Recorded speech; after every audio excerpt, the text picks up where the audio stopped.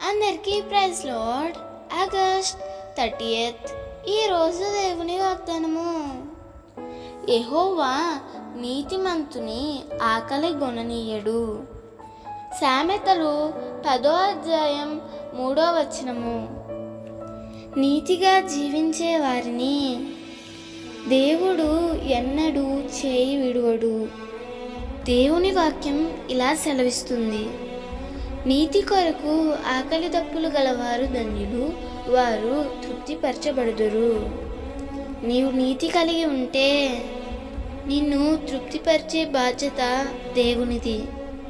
అందుకే దావీదు ఇలా అన్నాడు కదా: నేను చిన్నవాడనై ఉంటిని, ఇప్పుడు ముసలివాడనై ఉన్నాను.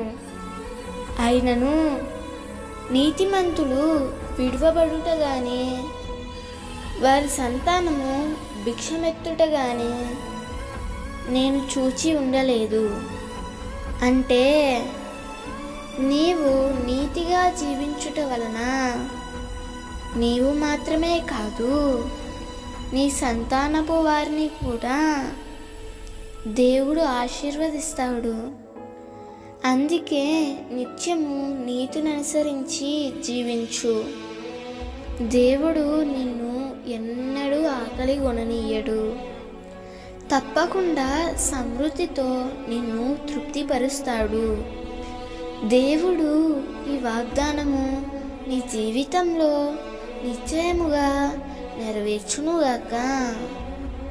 ఆమేన్. ఈ వాగ్దానం మీకు దీవెనగా ఉన్నట్లయితే తప్పకుండా మీ బంధువులకు, స్నేహితులకు షేర్ చేయండి, లైక్ చేయండి, ఆమేన్ అని కామెంట్ చేయండి. ప్రభు పనిలో పాలుభాగస్తులు కండి.